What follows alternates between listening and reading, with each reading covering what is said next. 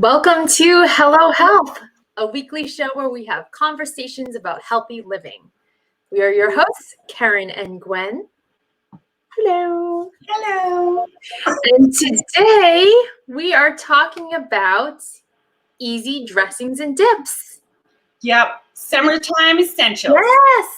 Yes. This is really good because it's hot, it's summer, and easy, cool dinners are definitely on the menu. Yes. Yeah. It's like barbecue and salad. Yes. It's all I got in me right now. So Gwen, our lovely kitchen goddess, is going to lead us through some simple dressings and dips that we can use on our summer salads. Yeah. So I'm so excited to learn about this. I know I'm definitely guilty of buying an easy salad dressing at the supermarket. And every time I buy a salad dressing, I look for organic and not canola oil, try to get the avocado oil. But every time I buy it, for one thing, they're outrageously priced. For another thing, it's like, I know I can make this at home if I just take the time. Yes. Oh my gosh. I think that that's really so common. And I think that in life, we do sometimes just need to have some convenience. Mm-hmm. So today I'm going to talk about a couple salad dressings that are a little bit more elevated, if you would like. Mm-hmm. But we only make our own salad dressings because we don't really have any options locally that work for our dietary requirements. Right. Yeah. And also I just grew up. My mom she was like the queen of making salad dressings at home. And so I didn't even think about it until so much later in my life. I was like, oh, I could just buy this. So that's kind of where I come from. But I think that there is a little bit of it feels complicated. You need to have many ingredients. However you need to make it happen, it just feels complicated. But we'll start off I'm just going to share probably the salad dressing that we eat the most, which I don't have an example of, but I'm just going to break it down for you, Keryn, and I challenge you to make it. All you need is olive oil. So you have equal parts olive oil to vinegar. Our favorites are obviously olive oil, which you probably already have, so maybe half a cup of olive oil, half a cup of balsamic, tablespoon of some kind of mustard, which helps it emulsify and which is like make it all melt together and not be separate. And then maybe like a splash of maple syrup. Put it in a jar, shake it up, done. That's awesome. That's super simple.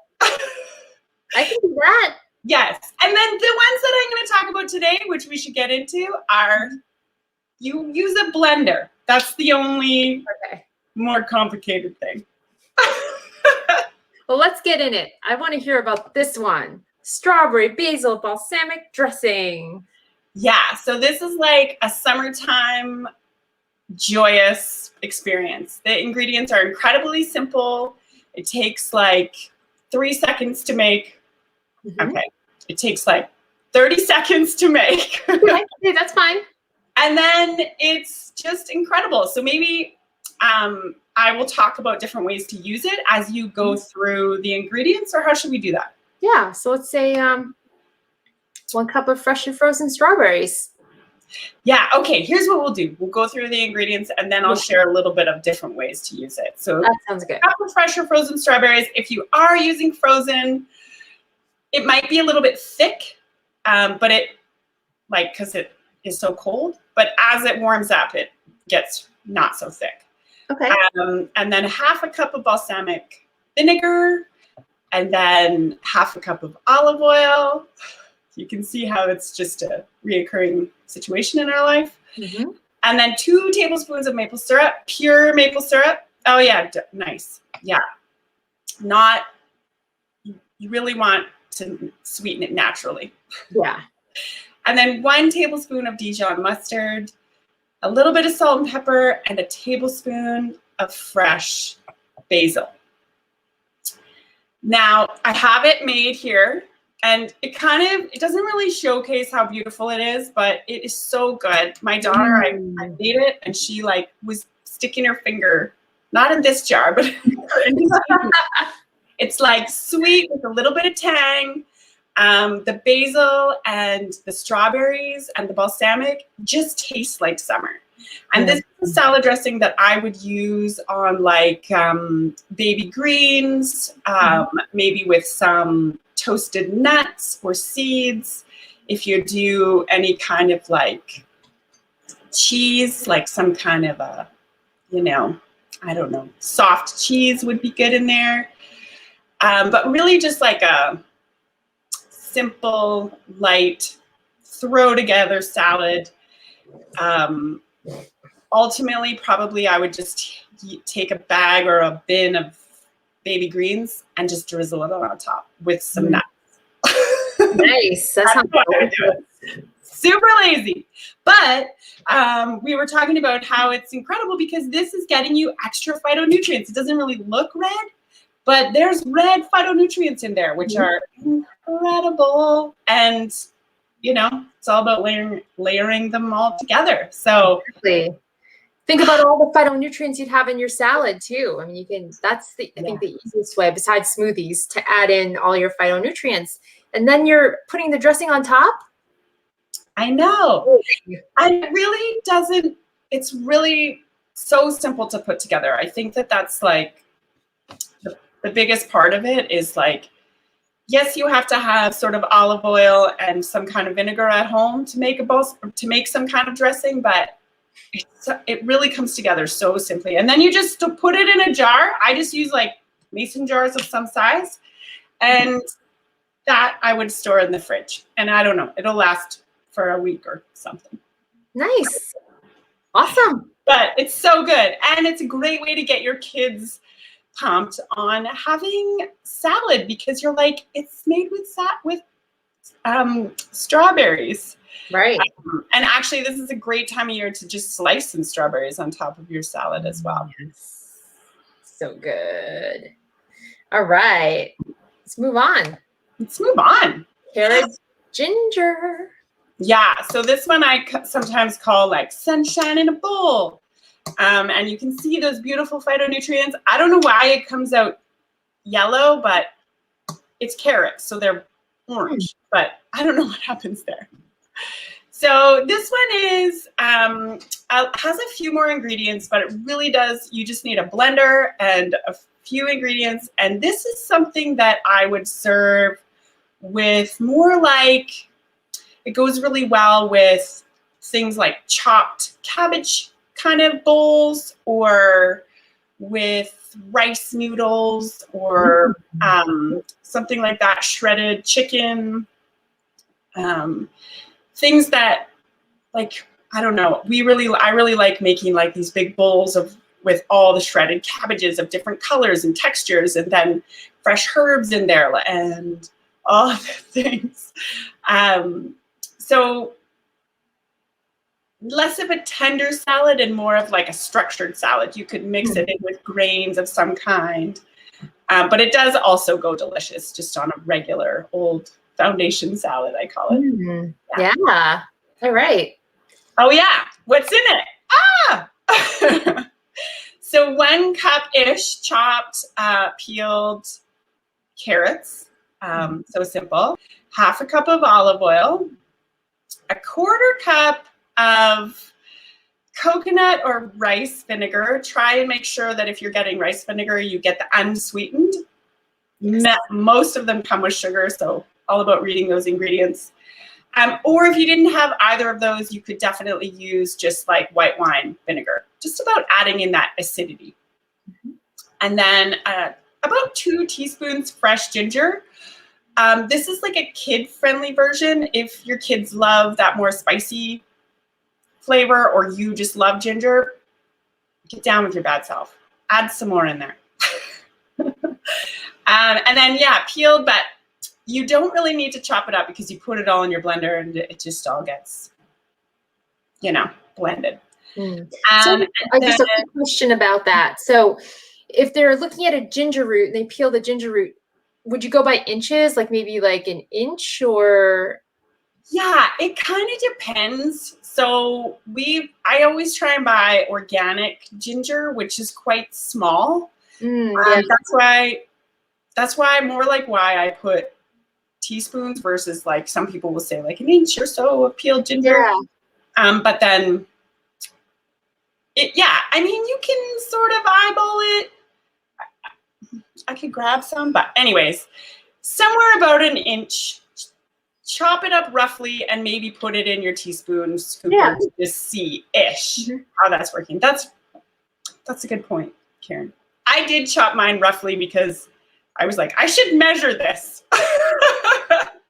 Normally, I don't really measure things nicely. All right. And then 1 to 2 tablespoons of honey, and this is going to depend on your like how much sweetness you enjoy. I put in 2 tablespoons because it's just like that nice combination of a little bit of spice from the ginger and a little bit of sweetness from the honey, and it's great. And then salt and pepper, and then also just salt. I don't think I put pepper in this one. That just came out. I've never put pepper. You could. And then that is something that is like made for the autoimmune protocol diet, but if you don't have those strict requirements, then it's definitely delicious with a tablespoon of miso paste and a tablespoon of sesame oil for sure. And you just blend it up, throw it in your blender, blend it up. It's really thick and delicious, and it makes like even just a great dip, or it goes great with chicken, if you just want to dress up a chicken breast or something like that. It's really good. Nice. I was going to actually mention that. I was going to ask if you used any of these to marinate chicken in. You definitely could. Yeah. So I guess the only thing you'd want to do, though, at that point would be to change the olive oil to avocado oil. That would depend on what heat you're planning to cook. Yeah, if you're going to grill it or something, yeah. Yeah, or if you, like, we often grill things slow and low, so, but it might also be, if I was going to marinate it, I might just add it in afterwards because of the fresh ingredients. Yeah. They are so flavorful. It's such like a burst of, maybe just marinate the chicken in sort of the oil and vinegar part of it. A little bit of the ginger for this one, or anyways. Yeah. But you totally could, I think. And it would be delicious. And then, throw it on at the end and it would definitely. So good. And it's fun. Like it elevates stuff. And it's interesting too, to experiment with the ratio of olive oil to vinegar. Some people are much more like it a little bit more oil based than vinegar based. That sharpness comes from the vinegar, but this is how we can create these sort of different flavors. Like instead of always relying on salt, using vinegar to elevate flavors. Yeah. That's something that I really enjoy experimenting with. Nice. Yeah. Great. Moving on. So this one I am actually going to sort of do with you guys. So maybe I'll just talk through it quickly and then you can go over the ingredients. I should probably mute myself. Okay, good idea. I'll go over the ingredients and you can just share an experience. Okay, whatever you want. I have 1 cup of soaked cashews, raw cashews.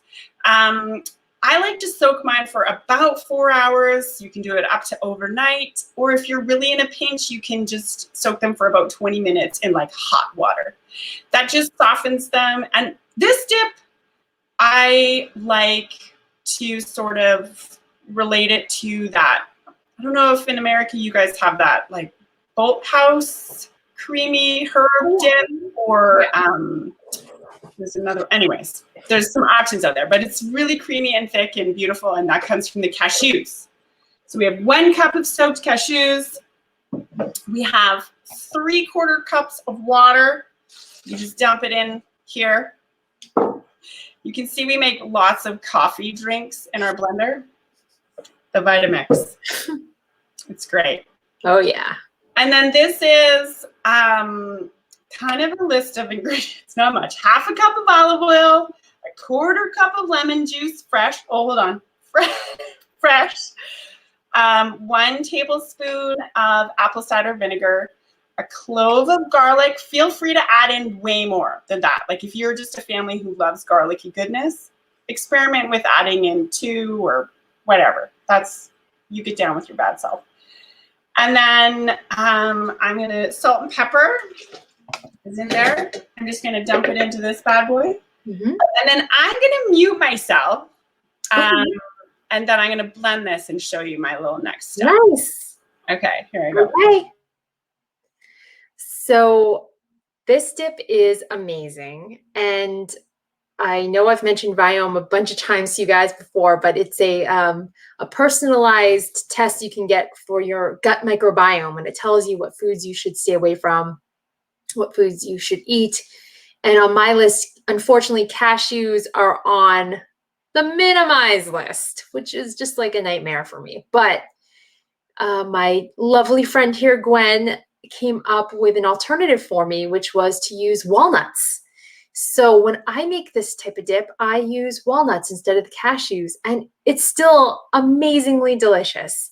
And I am a dip girl. I love dips. So it made me so happy to be able to have something. I can't eat hummus anymore. I can't, there's just so many things I can't eat. But, no hummus. Yeah. But this, substituting the walnuts for the, for the cashews for me it's been such a great dip. Do you know what else? It works with soaked seeds. Like if you can't tolerate any nuts at all, try it with sunflower seeds. Yeah. It's delicious. Okay. So in order to make it not a green dip, you can add your fresh herbs afterwards. So this is about 3 to 4 tablespoons, and you can really use any of your favorite. You could use all the same one, like if you wanted to make it a creamy dill dressing, just use all dill. But this is like a mixture of green onions. I prefer chives, but I was like, it's too hot to go pick chives. Dill and basil. It's also good with parsley or whatever. So you can't see, but I'll show you in a second. Okay. You just add those in, and you can blend it or you can just stir it. And this dip really does taste the best if you give it a chance to like kind of meld together all the flavors.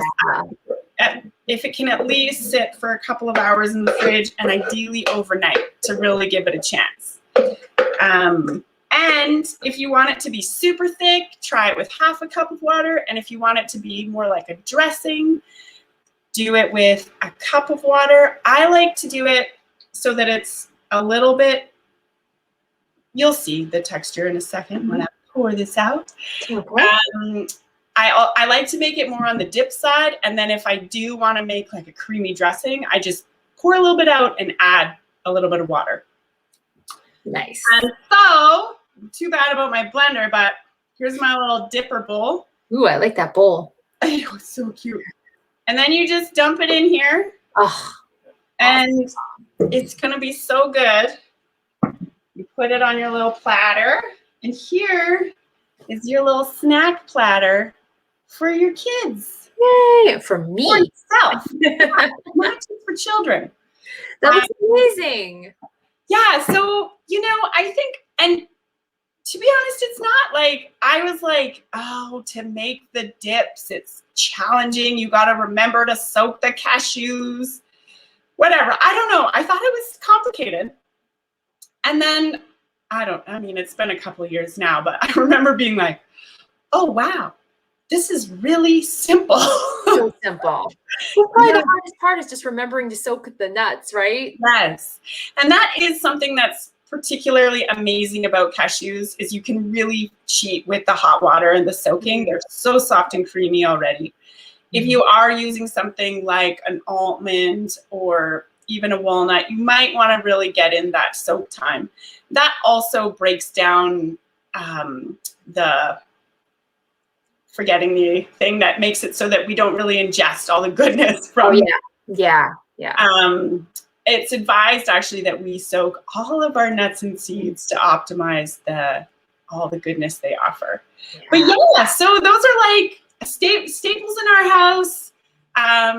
They will elevate salads and snacks, and you know the ingredients that are in them. They're really simple to make, and you can see that dip took like, I don't know, I didn't time it, but not long. Less than a minute. Yay! I mean, we had everything prepared, but Yes. I mean, with prep, maybe 5 minutes, 10 minutes. I mean, Yeah, and to be honest, like most of the time I do just throw the herbs in whole, and then you have like, green dip, and that's exciting too. Yeah. So, all right. Well, this has been such a fun and informative show. Hopefully it's inspired people to, like myself, to stop spending so much money, $6 for a jar of salad dressing that isn't super healthy for me. Actually, what I do is I just pour olive oil on and apple cider vinegar on my salads because I'm so lazy. Yeah. Well, that's one of our favorites as well. Well, for my family though, this especially the strawberry basil, I'm really looking forward to making that one. So yes, so awesome. good. Thank you, Gwen, for sharing. So this has been another successful show here. If you want to keep up with us, join our functional wellness group. It's Hello Health Functional Wellness Group. You can find us on Facebook under groups. Just search for Hello Health Show. It's our supporting group for this show.